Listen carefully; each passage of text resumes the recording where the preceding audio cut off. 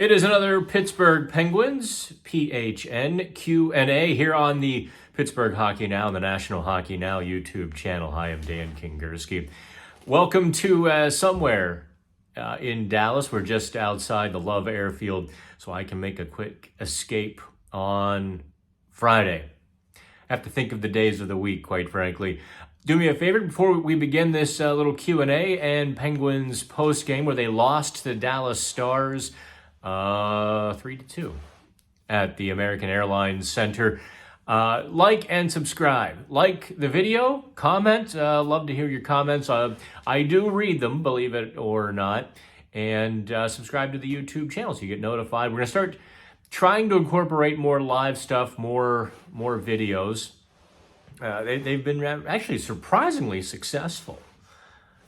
Of course, they're more successful when the Penguins lose. I'm not sure what that says about you, but no, I know what it says. There are more things to discuss when the Penguins lose, because when they lose, there's something wrong that we can dissect or really sink our teeth into. They lost on Thursday night to Dallas, but here's the funny thing about it. It might have been one of their best games of the season. It truly was a very strong effort by the Penguins. Now, realize this. In the last 6 days, they've been in 4 cities: New York, Pittsburgh, Denver, Dallas, 3 time zones, 4 games in 6 days, 7 days, sorry. 4 games in 7 days, Thursday to Thursday. I'm a little beaten up from this swing because I've been to all of them. I'm a little beat. I can't imagine them. And I talked to Brian Rust. He's like, listen, we're professional athletes. We've got great people who take care of us. Maybe a little tired. Casey DeSmith was a bit more honest. You know, it's a tough back-to-back. It's not a short flight from Denver to Dallas. And we almost had a mid-air. You almost saw me on the news. I kid you not. Before we dive into the Penguins and get to your questions, you know how Southwest works because they don't assign seating. And so I've got a nice comfy aisle seat. Guy has the window seat. Unfortunately, it was a full flight. So this goober with like those big hiking backpacks, it's not carry. Who lets him carry that on? Puts it on the floor, can't stuff it all the way underneath the seat because the thing's like 15 feet long. And so he's sitting there kind of man-spreading around it. Thanks, Southwest. And his leg is just going the whole time. Like, are you serious, man? Like, are you doing lines in the, like, what are you doing? Calm your leg. So it's like just bouncing my seat. At one point, about 3 or 4 minutes into this, I realized he's not going to stop, and I just do the glare. Didn't work. You just stare at somebody for a second. You just turn and, like, no clue. This bonehead was completely oblivious. So I didn't get very much sleep over the last 36 hours either, because, of course, every flight is 6 a.m. All right, so Sidney Crosby was dominant on Thursday. He, Jake Guentzel, and Brian Rust just racked up the high danger scoring chances by the bunch. Crosby, 7 scoring chances, 4 high danger chances. All of these stats are according to naturalstattrick.com.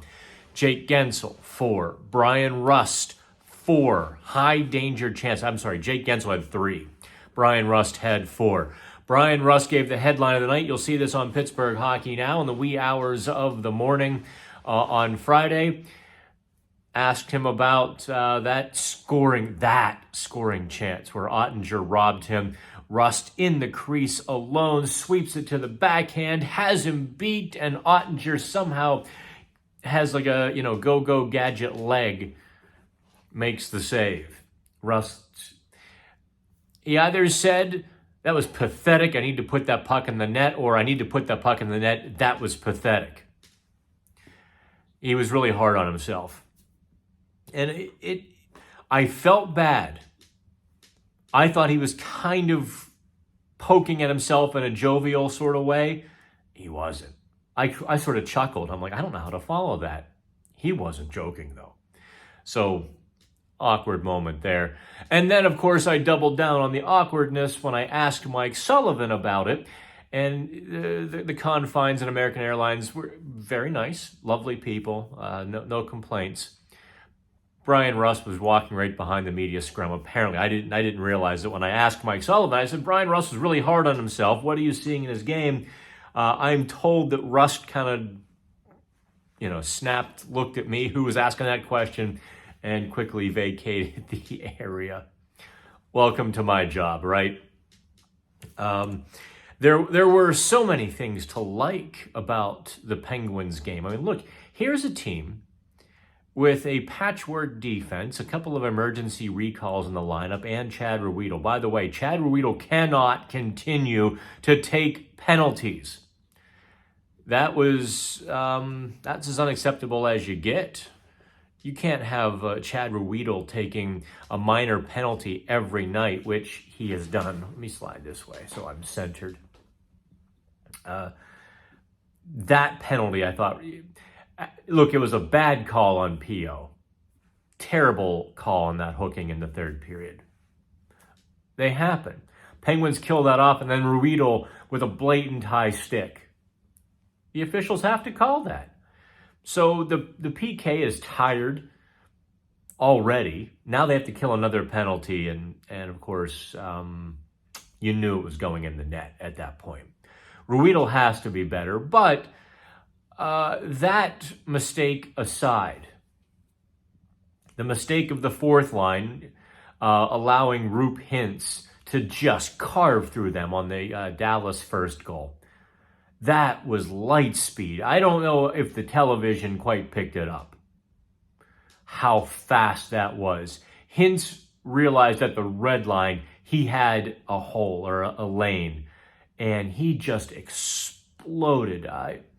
That was as impressive as I've seen. And yeah, I mean, Hintz beat Casey DeSmith in the 5-hole, but at that velocity, DeSmith doesn't have time to set or think or even react. He just has to get in position. And Hintz has him dead to right. Hintz can hit every corner of the net because he's at such high speed.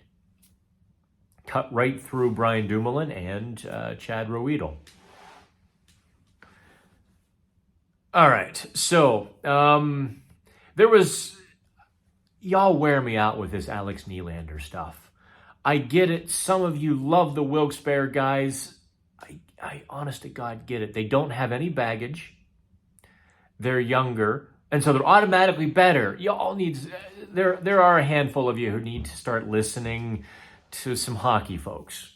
And I don't know how else to politely say it. Stop inserting your wants. Nylander did nothing in the last 2 or 3 games that he played. He was vanilla would be kind. The adrenaline wore off. He back-checked. He didn't make big mistakes, but he didn't contribute to the game in any sort of way. And yes, Mikael Granlund does contribute to the game. If you watch him in the offensive zone, through the neutral zone, what he does with the puck, those little, they're not big time. And he's not a great player, and it was a bad pickup. But none of that matters when Mike Sullivan makes the lineup. Mike Sullivan's like, wow, Mikael Granlund's better than Nylander, but we never should have traded for Nylander in the first place. He makes $5 million a year. We're not putting him in the lineup. That's not how things work, huh? Some of y'all do wear me out without question. But in terms of the Nylander debate, there is no real debate in terms of Nylander or Granlund. Granlund 10 of 10 times. And that if you went up to a hockey person and made that case, they would just kind of look at you like, look for your wrist bracelet. And which hospital did you come from today, sir? Let's get to Dean. Dean Bumbaco here on Twitter. Here's my question, Dan. We lost 2 of 3 and scored 3 total goals on over 100 shots. Actually, it was over 120 shots. They had over 40 in each of these 3 games. What, 42, 45, and 42? Or was it... No. 49, 45 and 42. Yeah, so that's 120, 129, 134, 136 shots. You're right. They had more than 3 goals, though. They scored 5 against Colorado, 1 against Ottawa. That's 6 and 8. I get it. That's a pretty awful shooting percentage, isn't it? 8 goals. Let's not count the empty netter, let's say. So let's 135, 7 goals on 135 shots. No, it's not good enough. Let's see here. So, are these the 2 best goalies in the world, or can we admit that this is a us problem? Well, yeah, I made the analogy after the Penguins beat the Colorado Avalanche, or the connection, rather. Very similar to 2016. It's kind of funny how things come full circle. I remember the tastemakers on Twitter and the blogosphere just hitting me, because I made the case that the Penguins needed far too many scoring chances to score goals back into. They won the Stanley Cup. They're great. Well, here you are. Everyone's verklempt and angst over needing too many scoring chances to score goals. It is a problem. Jason Zucker is not converting. Brian Rust is gripping the stick to sawdust at this point. Ricard Raquel had a game where he scored 1 or 2, but he's been going longer stretches without goals. What do you want to say? It's a problem of finish. No, not the country. Being able to finish. It is. There isn't a solution to it. Some years, some stretches of time, some weeks, some months, whatever they might be, guys just can't find the back of the net if you drew them a map. Brian Rust is in one of those funks. Jason Zucker is not far off. Ricard Raquel, I guess, isn't that far off. But what are you gonna make them practice scoring? What do you want to practice? It's just one of those things where 1 or 2 of them have to get hot. They have to get that goal and feel good about themselves, and it begins to grow. So is it a problem? Yes, but is it a solvable problem? No, not really, because this is that ethereal, intangible part of hockey that can't be solved. It really can't be debated or discussed. It is what it is. So, problem, yes.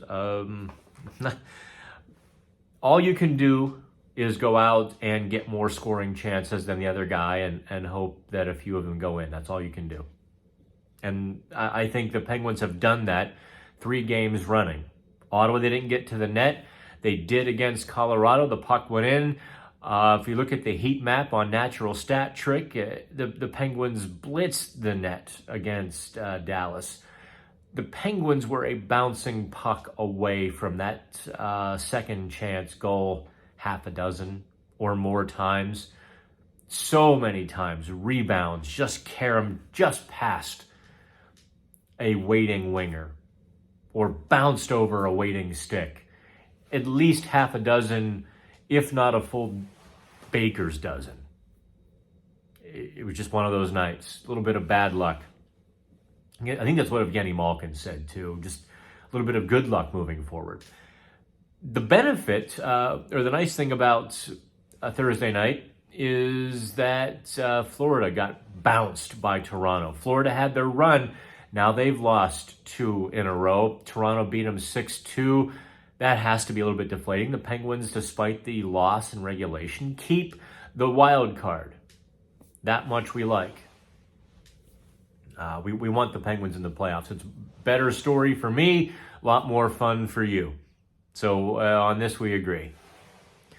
Jack Hammer, if that is your real name. Downside, wasted opportunity. Positive side, still holding a playoff spot. Role players have to be smarter. Jack, I'm not sure what you mean by the role players have to be smarter. I thought the third line, Ryan Poehling and Danton Heinen and Granlund, actually had a pretty solid game. They were solid in the defensive zone. I starred them a couple of times with tying up sticks, with winning pucks, transitioning to offense. They were about even despite more defensive zone starts. That's how well they played. That's what Jeff Carter's line never did, was get out of the defensive zone. The Poehling line is getting out. You want to see Poehling pop one. You really do, because I feel like if he gets one or two, he's going on a heater. Granlund is sneaky good on that line. You watch him behind the net. Watch him with those little passes, those little pucks that he gets along the wall.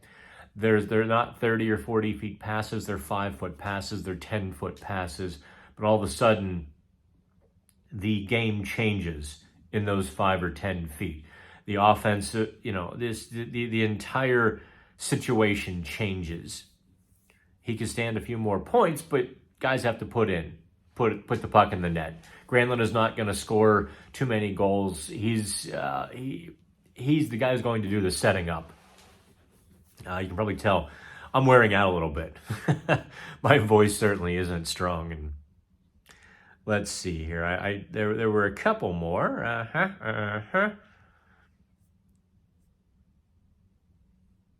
Okay, JW, they put together, rarely put forth worthy efforts. So losing 2 out of those 3 just shows how cooked we are. I see what you're saying. That we're praising a loss. In a sense, yeah, on a bottom line, yeah, the Penguins have lost 5 of 6. But they've played 3 really good games in a row, and I think you take something from that. Now, if they lose again, if they lose again Saturday to Washington and don't look good, then maybe hit the panic alarm again. I don't think they're going to look too bad over the last 9 games. I think they're ready to roll. Saturday will be a challenge. The first game back from a road trip is always a challenge. That little Ottawa blip was, I don't know, that almost doesn't count as ending a road trip, because I bet you most of the guys didn't unpack. I guarantee it, didn't unpack. They landed Sunday, kept the suitcase, went to the rink, picked the suitcase up and went back to the airport. You have to start somewhere. And 3 good games in a row building to something. I don't know that shows the Penguins are cooked. Actually, I think they're uncooking. Listen, everything is game to game right now. What I say today is maybe true or not true after the next game. I think they're uncooking. I think they're actually bringing it together. They need something to happen good for them. They got a good win in Colorado. They need Brian Rust to score a big goal. They need Jason Zucker. By the way, Zucker is hurting. I don't know if the TV cameras followed him at all tonight. He was falling. He couldn't keep an edge sometimes. His ankle, he's hurt. He really is. I don't know if he'll play the next game. You might see Philip Hollander in place of Jason Zucker. Let's see here. Let me find that tweet where I asked for questions, because I know there were a couple more. I got bombarded with a Nylander. I made the mistake. I should know better. Dan, just walk away. Jonathan, walk away. I should have known better. But I asked a question. Tell me what you've seen from Nylander to make you think he would be better in the lineup than Granlund. And of course, the usual suspects pile into the debate and tell me how terrible Mikael Granlund is. Or they tell me how young Nylander is. Or they tell me how terrible and how young. That's not quite answering the question, is it? Tell me what you've seen from Michael Nylander, or Alex Nylander. Specifically, don't tell me that he's younger. Don't tell me that fresh legs. Tell me specifically what you saw in the 3 games before he was scratched that led you to believe he was an impactful player. Simple question. And I wouldn't ask him if I didn't know the answer, by the way. I know I do those awful little things. I really should have been a lawyer, I think. Let's see here. Rust is a third liner, says Kyle, being paid like a top 6. No one said that last year when he's scoring 30 plus goals. No one said he's a second or a third liner last year. If you did, you were kind of an idiot. He's having a tough year. There's no two ways about it. But let's not ignore, let's not just take a dump all over Bryan Rust to fit a narrative today. Let's keep everything in proper perspective and the bigger picture. First of all, Bryan Rust is helping the top line significantly. He's getting those pucks. He's creating, he's pushing it forward. He's adding the speed and some of the defensive. Look, the top line's been fantastic with him on it. He just hasn't scored. Some years are like that. Some years you couldn't hit water from a boat. The next year, pucks bounce off your head and you score 30. Just the nature of the beast. But given Rust's production of the last 3 years, let's not kick him too hard in terms of he's not a top 6er. Like hell, he absolutely is. Just, I mean, look at the stats. Look at what he's done and what he's able to do. Okay, I think those are the ones I didn't mute. I had to mute a couple. Just wearing me out. Hopefully you have liked and subscribed to the PHN chat. Let me give you a preview of the report card. This has been kind of a bad video. I apologize. Not sharp. What the Penguins didn't do on Thursday. Finish. Bearing down, digging deeper into that. What aren't they doing? Missing the net. Hitting the goalie. That's a sign of players not confident. That's a sign of players struggling. They're just trying to get it on net and hope for the best. So what are they not doing? They're not finishing their chances, but they're not making those really good shots. They're not picking the corner when they've got the opportunity. They're not holding the puck for that extra heartbeat to pull the goalie right out of position and then snap it into the empty net. They're not making that extra little toe drag, that little deke, that little extra sidestep move. They're not doing those little tiny extra things that goal scorers do. And the Penguins have plenty of goal scorers. It's just getting them around the net. Hurry up! And consequently, they're not getting the best shots and opportunities. Thought the defense has played reasonably well. Mark Friedman got burned for the third goal. It kind of went deep.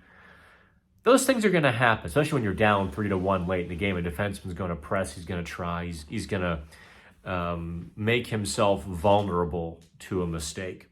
I think P.O. Joseph has had 2 very good games in a row. Thought he was really good on Thursday. That goal was everything he needs to do more of. Grab the puck, assert himself, leap off the blue line, take that space, and then make a good shot. He did all of those, and he's got more of those to give, but he also was skating with the puck pretty well. There was some good communication going on between he and Letang. I could see it on the ice, Letang telling him just to go. I don't know if this is too in-depth for a chat. What Dallas did, and this was kind of Mike Sullivan maybe out coaching Pete DeBoer a little bit. Dallas flooded one side. I don't want to tell you who I was talking to. He can chime in if he likes, a colleague. And there was a piece of the puzzle I was missing. Like, I saw what the Penguins were doing with the headman passes, the stretch passes, literally having lanes and skating the puck north. And that was because Dallas was kind of overloading one side, leaving themselves vulnerable, and the Penguins took full advantage. There was a lot of controlled zone entries, a lot of speed through the neutral zone, a lot of rush opportunities that I think kept the Penguins with momentum for a lot of the game. Dallas pushed. Dallas is a good team, not unworthy of a few pushes, but I thought the Penguins really did kind of control. The Penguins had 40 scoring chances. 40! That's insane. Okay, that's going to do it. That's 25 minutes. That's your Q&A. Sorry, no T&A. All you got was me. And can you see, I guess the lights help, but you can see how deep the circles you're getting. I am going to look forward to a day off sometime in August. Can't wait. For Pittsburgh Hockey Now, for National Hockey Now YouTube channel, I'm Dan Kingerski. Have fun.